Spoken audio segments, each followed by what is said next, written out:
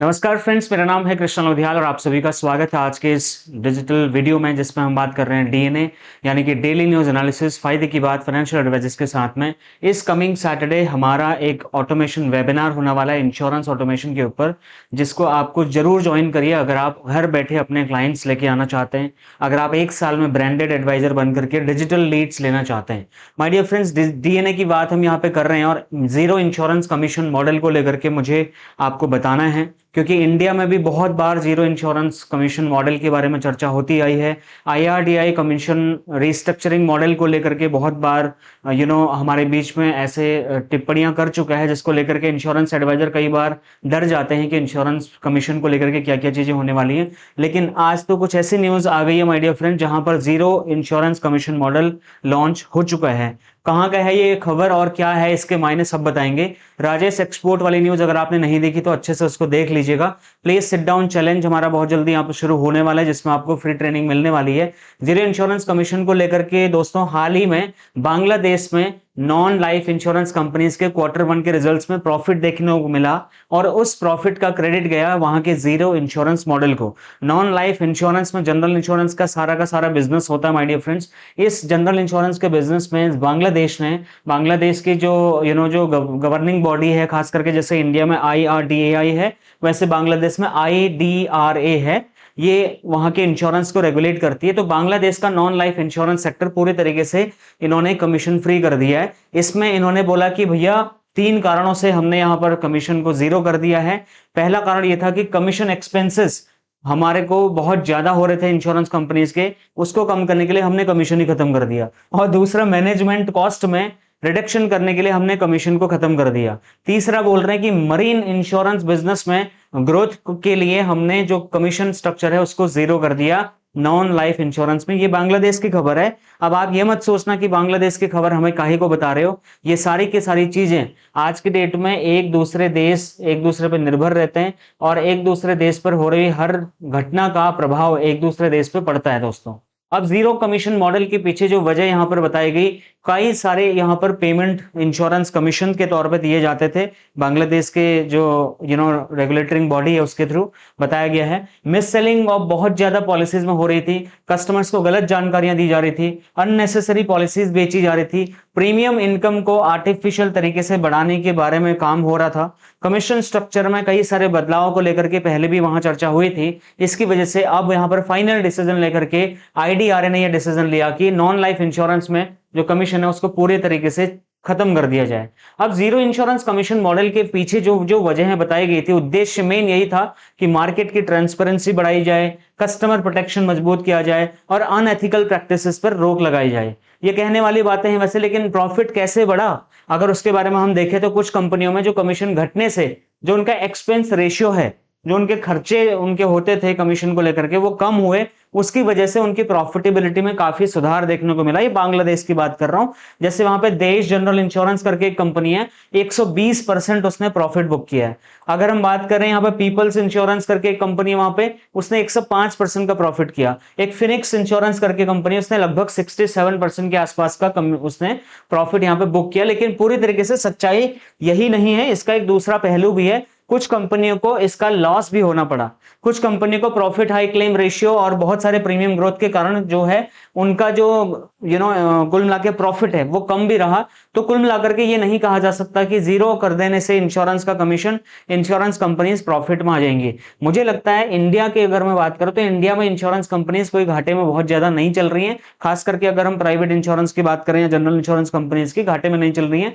भारत में अभी zero insurance commission model लागू नहीं हुआ है तो टेंशन मत लीजिए। लेकिन ये घटना एक महत्वपूर्ण संकेत देती है माय डियर फ्रेंड्स कि आगे आने वाले सालों में बहुत जल्दी ही ऐसा कुछ आपको सुनाई देगा जहां पर इंश्योरेंस रेगुलेटर आईआरडीआई ये बोल रहा होगा कि भैया ट्रांसपेरेंसी बढ़ाने के लिए, मिस सेलिंग रोकने के लिए, कस्टमर इंटरेस्ट को प्राथमिकता देने के लिए हमें भी zero insurance commission model launch करना पड़ेगा।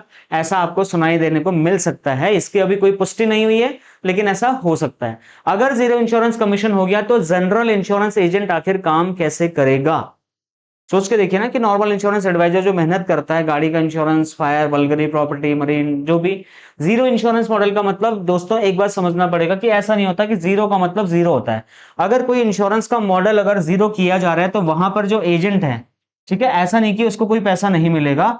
बस बात सिर्फ इतनी होती है कि इंश्योरेंस कंपनी वहां पर कमीशन नहीं देती है, लेकिन कमाई का जो तरीका होता है वो इंश्योरेंस एजेंट का बदल जाता है। अब क्या कमाई का तरीका कैसे बदल जाता है? पहले तो ऐसे बदल जाता है, अगर नॉन लाइफ इंश्योरेंस में इंडिया में ऐसा कुछ होता है या वहां पर जब भी हुआ है ऐसा, तो वहां पर ना फीस बेस्ड एडवाइजरी मॉडल को अप्रूवल मिल जाता है। मतलब कोई भी इंश्योरेंस एडवाइजर अगर नॉन लाइफ इंश्योरेंस पॉलिसी बेचने जा रहा है, तो कस्टमर को भी सरकार की तरफ से बताया जाता है कि इंश्योरेंस एडवाइजर की एक फीस होगी जो कि आपको पॉलिसी लेने से पहले, या अगर आप उससे समझना चाहते हैं तो आपको फीस पे करनी पड़ेगी। सीधे एडवाइजर को सलाह की फीस यहां पर मिल जाती है।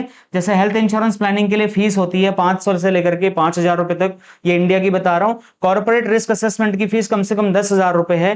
क्लेम कंसल्टेशन फीस 2000 रुपए से ऊपर है। यानी कि पैसा कंपनी नहीं देगी एजेंट को, कस्टमर को यहां पे पैसा देना पड़ेगा। अब मनी मन आप ये भी सोच रहे होंगे कृष्णा भाई, आप जो बात कर रहे हो इंडिया में तो कमीशन एजेंट को कस्टमर मांग रहा होता है कि भैया तू जो कमा रहा है वो भी मेरे को दे दे।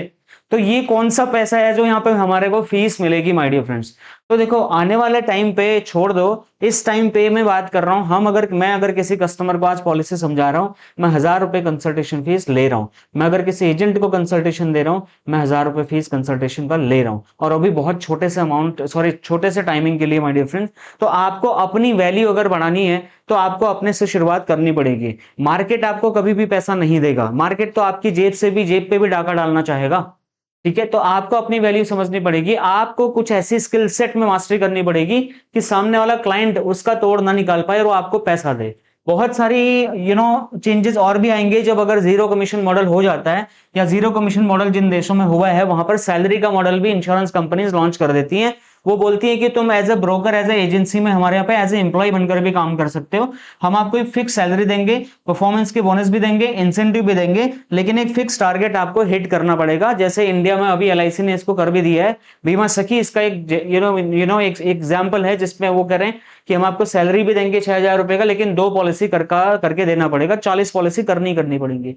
अब अगर जीरो इंश्योरेंस कमीशन मॉडल हो गया तो ये कमाने का तीसरा तरीका जो है फीस वाला। इसमें फीस के तौर पे इंश्योरेंस एडवाइजर को अप्रूवल मिल जाता है कि भैया अगर तुम किसी का क्लेम सेटल करोगे तो आप उसकी फीस चार्ज कर सकते हो, किसी की पॉलिसी रिव्यू करोगे तो फीस चार्ज कर सकते हो, कोई रिन्यूअल करके दोगे, किसी का असाइनमेंट करके दोगे, कोई रिस्क ऑडिट करके दोगे, तो हर काम का आप अपनी फीस तय कर सकते हैं।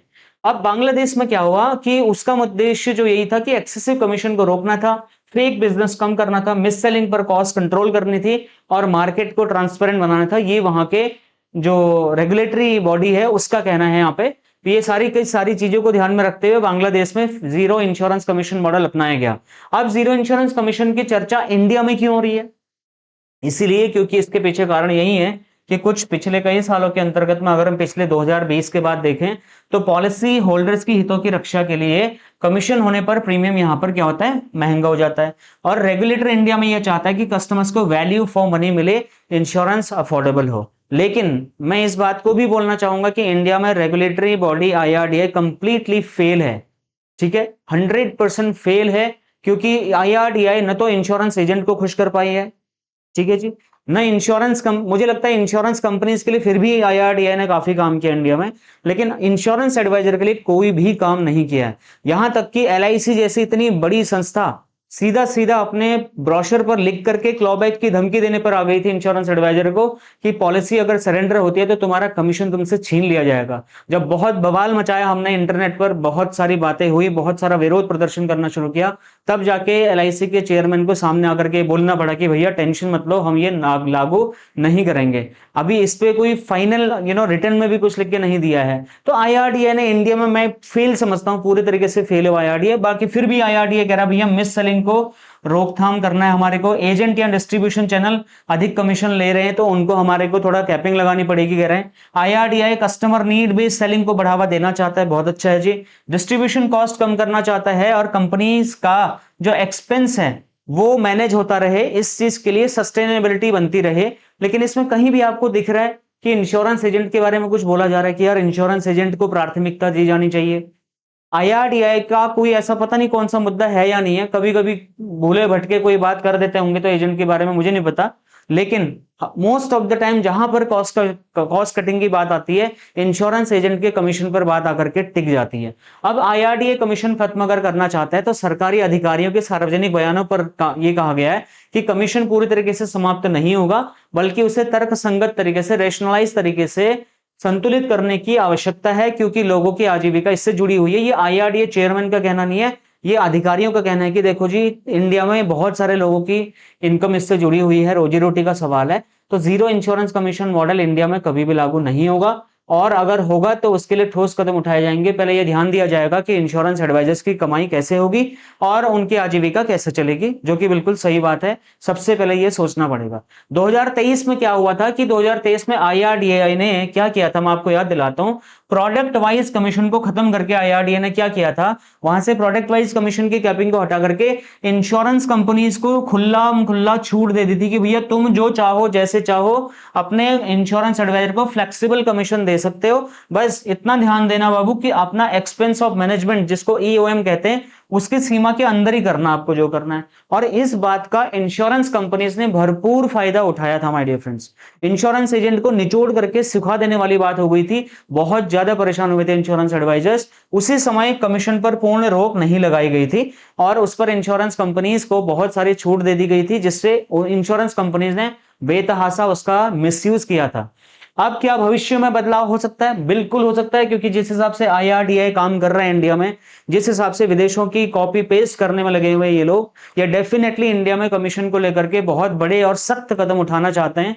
अब ऐसा कुछ होता है तो कमीशन स्ट्रक्चर में कोई कैपिंग आने वाली है या कोई रेशनलाइजेशन, जो भी मतलब आना है, रेशनलाइजेशन मॉडल जो भी आता है, उसमें सभी इंश्योरेंस एजेंट के लिए जीरो कमीशन मॉडल लागू अगर होता है, तो ऐसी कोई भी आधिकारिक पुष्टि फिलहाल ये लोग नहीं कर रहे हैं। लेकिन मुझे लगता है कि आने वाले बहुत ही कम सालों के बीच में ये सारी की सारी चीजें आपको इंप्लीमेंट होती हुई दिख सकती हैं। इसलिए दोस्तों, मैं तो ये बोलूंगा, आज अभी भी टाइम है कि आप किसी एक पर्टिकुलर कंपनी के भरोसे मत बैठो, अपनी खुद की ब्रांडिंग करो, खुद की ऑडियंस बनाओ। जिसके पास जनता है उसकी हर कोई सुनता है। याद रखना, आप आपके पास जो जनता है, पहली बात तो वो बिखरी हुई है, पर कोई कहीं का क्लाइंट है, कोई कहीं का क्लाइंट है, कोई कहीं का क्लाइंट है। फ्रेंड्स, आपकी कोई पकड़ नहीं है। आप फिजिकली कितने लोगों को कनेक्ट कर पाओगे, एक बार दिमाग लगा के सोच के तो देखो। सोशल मीडिया के इस जमाने में अगर आपका YouTube, Facebook, LinkedIn, Twitter, Telegram, Instagram account नहीं है, आपकी छोटी सी वेबसाइट नहीं है, छोटा सा ऐप नहीं है, आप कैसे किसी को इन्फ्लुएंस कर पाओगे? सोच के देखो। फिर आप बोलते हो सागर सिन्हा जी ने वीडियो बना दी, एलआईसी के खिलाफ ये कर दिया, वो कर दिया, दुष्प्रचार कर रहे हैं। भैया वो बहुत बढ़िया काम कर रहा है, एक तरीके से अपनी जॉब तो बढ़िया तरीके से कर रहा है। वो अलग बात है, उस पर अलग मुद्दे पे बात हो सकती है कि एलआईसी के खिलाफ गलत बोल रहे हैं, मटेरियल जानकारी नहीं दे रहे हैं, उनको एलआईसी की रूट कॉज नहीं पता है, एलआईसी की बिजनेस स्ट्रेटेजी नहीं पता है, एलआईसी की क्या स्ट्रेंथ है उनको नहीं पता है। इस बात पर अलग मुद्दे पर चर्चा हो सकती है, लेकिन as a content creator he is doing great job. आपको किसने रोका है सर? हमेशा कंप्लेन नहीं करनी है। फिर जीरो इंश्योरेंस कमीशन की मॉडल इंडिया में चर्चा हो रही है, ये हमने सारा आपको बता दिया। मैं इंश्योरेंस कमीशन, आईआरडीआई को भी और इंश्योरेंस कंपनीज को भी कुछ सजेशंस देना चाहूंगा एज ए अनबायस्ड कोच, कि my dear friends, insurance commission के ऊपर कैपिंग लगाने से अच्छा, या फिर इंश्योरेंस एडवाइजर का कमीशन जीरो करने से अच्छा, आप क्या करिए कि आपको अगर बहुत शौक है अपने कमीशंस को, सॉरी, अपने रेवेन्यू को बढ़ाने की, तो कुछ तरीके मैं बता रहा हूं। सबसे पहले, जो आपकी इंश्योरेंस कंपनी में फ्रॉड क्लेम्स आ रही हैं, उनके ऊपर आप लगाम लगाइए, अपनी टेक्नोलॉजी पे काम करिए माय डियर फ्रेंड्स। उस टेक्नोलॉजी की मदद से अपने जो फ्रॉड क्लेम आप लोग पे कर रहे हैं उनको रोकिए। दूसरा, अपने अंडरराइटिंग डिपार्टमेंट को सुधारिए। आपकी इंश्योरेंस कंपनी में जितने भी अंडरराइटिंग डिपार्टमेंट के लोग हैं, उनको क्लियर कट इंस्ट्रक्शन दीजिए कि मार्केट से जो भी पॉलिसी उनके पास आ रही है, थॉरली अंडरराइट करें, कोई भी फ्रॉड पॉलिसी उनको सिलेक्शन ना हो पाए।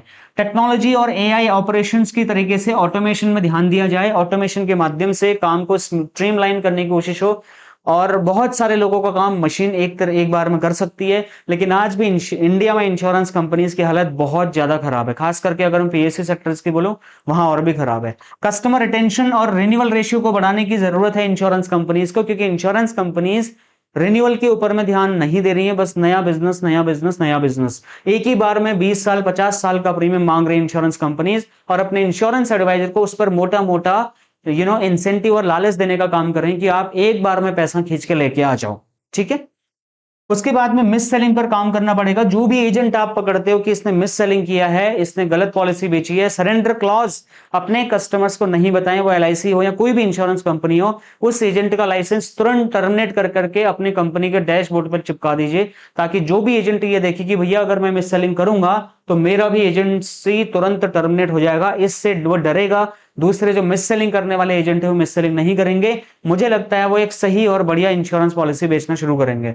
ऑपरेटिंग जो आपकी एडमिनिस्ट्रेटिव कॉस्ट है उसको कम करिए माय डियर फ्रेंड्स। आज मैं देखता हूं कि बहुत सारी इंश्योरेंस कंपनीज, प्राइवेट हो या फिर सरकारी, सरकारी में तो और ज्यादा बुरा हाल है।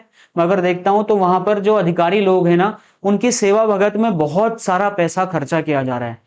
बहुत सारा पैसा उनकी विदेश यात्राओं में खर्चा हो रहा है, उनके इधर से उधर घूमने में, उनके लेविश लाइफस्टाइल उनको दी जा रही है कंपनी के पैसे से। मुझे लगता है कि इस पे एडमिनिस्ट्रेटिव कॉस्ट को थोड़ा सा कम करना चाहिए। क्रॉस सेलिंग और अप सेलिंग को बढ़ाना चाहिए। इंश्योरेंस कंपनीज को देखना होगा कि आप एक पॉलिसी से 10 पॉलिसी अलग अलग सेगमेंट में क्लाइंट को कैसे बेचते हैं। अपने इंश्योरेंस एडवाइजर को इस चीज में आप ट्रेंड करिए, नहीं तो insurance advisor by default mis selling में ट्रेंड हो रहा है और वो पॉलिसी को गलत तरीके से रिप्रेजेंट कर रहा है। कॉर्पोरेट हो, एसएमई हो या ग्रुप इंश्योरेंस हो, इस पर फोकस करना चाहिए। आज की डेट में कॉर्पोरेट में मल्टीपल में आपको ग्रुप इंश्योरेंस पॉलिसी मिल सकती है। मैं दावे के साथ कह सकता हूं कि मेरी वीडियो जितने भी इंश्योरेंस एडवाइजर यहां पे देख रहे हैं, 80% इंश्योरेंस एडवाइजर जो एलआईसी एजेंट है उनको पीएनजीएस डिपार्टमेंट का पी का फुल फॉर्म भी नहीं पता होगा। ये नाकामी है insurance advisors, sorry insurance companies की, जिन्होंने इतना बड़ा डिवीजन खोलने के बाद अपने इंश्योरेंस एडवाइजर को group insurance, corporate insurance, SME insurance के बारे में जानकारी नहीं दे पाए हैं। यहां तक कि खुद मैं अगर एलआईसी की बात करूं तो एलआईसी ने भी बहुत सारे पीएनजीएस यूनिट्स तो खोली हैं, बहुत इतनी सारा कम लिमिटेशंस में खोला है कि मतलब बहुत, नोएडा जैसे क्षेत्र में मात्र एक पीएनजीएस यूनिट खोल के रखा हुआ है। सोच के देखिए, अभी नोएडा की हालत अगर ऐसी है तो और जगह कैसी होगी, जबकि नोएडा में इतने धनाढ्य लोग हैं, इतने कॉर्पोरेट्स हैं। तो जहां कम से कम कॉर्पोरेट सेक्टर है वहां तो कम से कम ज्यादा से ज्यादा पीएनजीएस यूनिट्स खोलिए, ताकि इंश्योरेंस एडवाइजर ग्रुप इंश्योरेंस बेचने में ज्यादा रुचि दिखाए और बल्क में बिजनेस लेकर के आए, तो आपका ऑपरेटिंग कॉस्ट वैसे ही कम हो जाना है। उसके बाद में डिजिटल स्टार जो सेल्फ सर्विस है, कस्टमर एक्सपीरियंस है, वो अपने जो ऐप आप लोग लॉन्च कर रहे हैं, मैं सारी इंश्योरेंस कंपनीज के लिए बोल रहा हूं, ना सिर्फ एलआईसी, बाकी सारी की सारी इंश्योरेंस कंपनीज के लिए बोल रहा हूं कि आप जो भी अपने ऐप लॉन्च कर रहे हैं वहां पर कस्टमर स्ट्रीमलाइनिंग करिए, कस्टमर ऑनबोर्डिंग प्रोसेस को बहुत ही स्मूथ करिए सर। उससे एजेंट का भी टाइम बचेगा, आपका भी बचेगा, कस्टमर का भी बचेगा। Last but not the least, insurance advisor को वैल्यू दे दो, इंश्योरेंस एडवाइजर को अपना वैल्यू पार्टनर बनाओ, उनको क्वालिटी बिजनेस करने के लिए आप ट्रेनिंग दीजिए। ट्रेनिंग के बारे में कहना चाहूंगा कि हम 365 दिन यहां पर फ्री में ट्रेनिंग दे रहे हैं माय डियर फ्रेंड्स। हर रोज डीएनए के माध्यम से एडवाइजर्स को अपडेट कर रहे हैं, जबकि ये काम हमारा नहीं था, ये काम था इंश्योरेंस एडवाइजर, इंश्योरेंस कंपनीज का। तो इंश्योरेंस कंपनीज को चाहिए कि वो अपने इंश्योरेंस एडवाइजर को सही लेवल पर ट्रेनिंग दे। अगर ऐसा होता है तो मैं फिर भी पॉजिटिवली आपको एक चीज कहना चाहूंगा, वो दिन दूर नहीं है जब इंडिया में इंश्योरेंस का पेनिट्रेशन बहुत जल्दी इंप्रूव हो सकता है। इंडिया के इंश्योरेंस एडवाइजर्स में बहुत कैलिबर है, बहुत मेहनती लोग हैं इंडिया में, यार इनको बस थोड़ा सा प्रोत्साहन देने की जरूरत है। एज ए इंश्योरेंस कंपनी अगर आप थोड़ा सा इनका ध्यान देंगे तो डेफिनेटली आपके जितने लॉसेस हो रही है सब कवर करके बढ़िया से बढ़िया पॉलिसीज बेचने के लिए सारे इंश्योरेंस एडवाइजर तत्पर हैं। अब दोस्तों, जैसा कि मैंने बोला कि सारी की सारी चीजें मार्केट में आ रही है, डीएनए आपने देखा, ये सबसे इंपॉर्टेंट अनाउंसमेंट है मेरा। इस कमिंग सैटरडे को मैं आपको वो सिखाने जा रहा हूं जो आपको नहीं आता है और जिसकी सबसे ज्यादा जरूरत अब आपको आने वाली है। अब आप इसको मना नहीं कर सकते। आज की डेट में इंश्योरेंस ऑटोमेशन कितना ज्यादा इंपॉर्टेंट हो गया है, ये आपको मुझे बताने की जरूरत नहीं है। आप घंटों घंटों कॉलिंग में टाइम वेस्ट करते हैं और मैं एक दिन के 600-700 कॉलिंग करवा देता हूं। कैसे कराता हूं, क्या है तरीका, क्या ऐसा स्मार्ट तरीका है? कॉलिंग छोड़िए, हम व्हाट्सएप ऑटोमेशन से लेकर के, कॉलिंग से लेकर के, डेटा मैनेजमेंट से लेकर के बहुत सारी चीजों को ऑटोमेट करके काम कर रहे हैं। यही सारी चीजें सिखाने के लिए मैं इस कमिंग सैटरडे आपको 3 घंटे का एक लाइव वेबिनार दे रहा हूं। इस लाइव वेबिनार में मैं आपको सबसे पहले गूगल में अपने आप को कैसे रजिस्ट्रेशन करोगे, कैसे कस्टमर आपको ढूंढ लेगा ऑनलाइन, आपको कस्टमर ढूंढना ना पड़े, कस्टमर आपको ढूंढे, इसका तरीका बताऊंगा। यूट्यूब, फेसबुक, इंस्टाग्राम और लिंक्डइन ये सारे अकाउंट्स बनाना सिखाएंगे। टॉप 5 एआई टूल जो अभी लेटेस्ट लॉन्च हुए मार्केट में, उनके बारे में आपको जानकारी बताई जाएगी और बताया जाएगा कि कैसे आप उनको यूज कर सकते हैं। व्हाट्सएप ऑटोमेशन आपको सिखाया जाएगा और कमीशन इनकम के अलावा 14 तरीके से कैसे आप पैसिव इनकम कमा सकते हो बताया जाएगा। 999 रुपए की पेड कंसल्टेशन कैसे ले सकते हैं, ये सब आपको सिखाया जाएगा एट जस्ट ₹49। 49 रुपीज का आप रजिस्ट्रेशन करके इस वेबिनार में आ सकते हैं। और अगर आप 499 रुपीज एक्स्ट्रा पे करते हैं तो आपको 5,000 रुपए तक के ये सारे के सारे बोनसेस हम यहाँ पर आपको दे देंगे, जिन बोनसेस में 15 दिन की रिकॉर्डिंग शामिल होगी और 250 टॉप वीडियोज इफेक्ट्स होंगे, 250 stock images, 250 sound effect, class की पीडीएफ, 999 रुपए पर क्लाइंट कैसे कमाओगे उसका पूरा ब्लूप्रिंट, 2 वीडियो एडिटिंग सॉफ्टवेयर, 14 तरीके से पैसिव इनकम कमाने का ब्लूप्रिंट, 5 सरप्राइज एआई टूल की ई बुक, और जो भी आपको मटेरियल चाहिए वो जो हम मटेरियल यूज कर रहे हैं शूटिंग एडिटिंग के लिए वो सारा आपको बता देंगे, लिंक दे देंगे, आप परचेज कर लेना। गूगल माई बिजनेस का स्टेप बाय स्टेप प्रोसेस लिख के देंगे, इंस्टाग्राम का स्टेप बाय स्टेप प्रोसेस मिलेगा, फेसबुक का प्रोसेस मिलेगा और यूट्यूब का प्रोसेस मिलेगा, लिखा हुआ स्टेप बाय स्टेप नोट्स मिलेंगे। ये सारी की सारी चीजें आपको मिल जाएंगी 15 दिन के एक्सेस के लिए एट जस्ट ₹499, या फिर आप सिंपल सा 49 रुपीज का पेमेंट करके इस वेबिनार को ज्वाइन कर सकते हैं। 2 तरीके, एक इस वीडियो के नीचे आपको लिंक मिल जाएगा, उस पे कर दीजिए, या फिर सीधा इस क्यूआर कोड को स्कैन करके भी आप हमारे वेबिनार को ज्वाइन कर सकते हैं। कमिंग सैटरडे, ये वेबिनार हर सैटरडे होता है, तो आप किसी भी सैटरडे में आप अपने वेबिनार को रजिस्ट्रेशन करके ज्वाइन कर सकते हैं। हर सैटरडे अलग अलग चीजें हम लोग यहाँ पर सिखाते हैं। बाकी मैं मिलता हूँ नेक्स्ट और एक्साइटिंग से वीडियो में। बहुत बहुत धन्यवाद, नमस्कार।